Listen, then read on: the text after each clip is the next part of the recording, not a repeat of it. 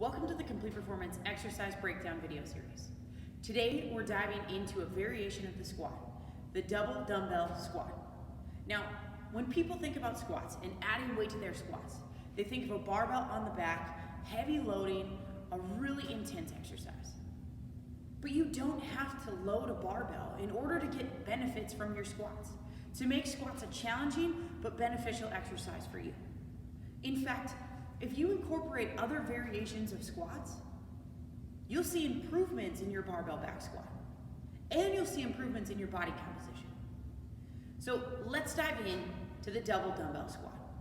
Just like other squats, it's designed to work the common areas: your glutes, your quads, your hamstrings.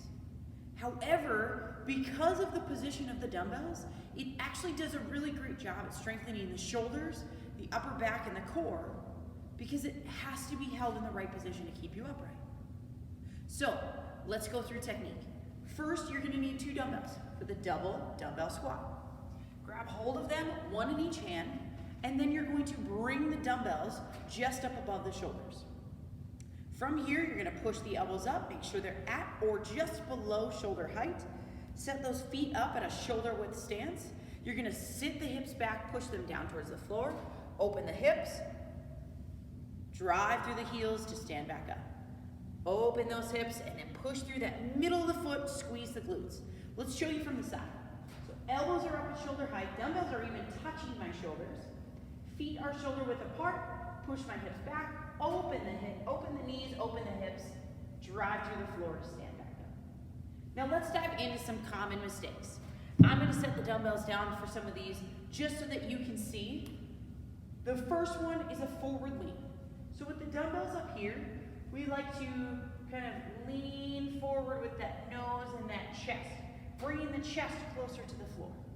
Now what that does is that puts a lot of stress on this low back, because from there, it has to push forward and up in order to get you back up. Now, straining the back is going to lead to some pain and some tension, maybe some aching throughout the day. But it's also not really working your glutes or your hamstrings, which are a prime mover for this exercise. So what you have to think about is really engaging that core. And for an idea of where to look and what to think about, pick a point out in front of you. Your eyes are right about eye height. That's where you want to look and be able to see through the whole squat. If you're leaning forward, you won't be able to do so. The second common mistake is an elbow drop. So with the dumbbells here, what happens sometimes is that as we come down here, our elbows drop at the bottom, which creates a rounding of the back to stand back up. Now, that's going to stress your upper and lower back. But what you might not realize is it stresses the shoulders and elbows too. So for me, the best way to think about it is that when I'm at the bottom of the squat, I'm going to start by pushing my elbows up. That's going to engage the core, which is going to keep my hips and my back tight and make sure that everything stays in that good neutral spine position. The last one. This is very common in almost every variation of squat as a form of error, is a knee buckle. So what a knee buckle looks like, it's also called valgus, is when you get down to the bottom, the knees buckle in this way. And sometimes they may even slightly buckle on the way down. We always want those knees to stay over our feet. So if you have that issue, some good things to try are to place a medicine ball, maybe a pillow, a block, something between your knees to keep them apart.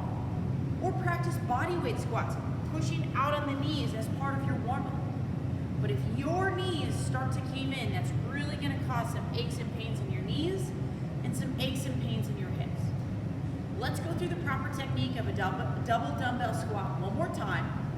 Dumbbell in each hand, bring them up to the shoulders, push the elbows up, feet shoulder width apart, push the hips back and down, opening up the hips, driving through the foot to drive back up.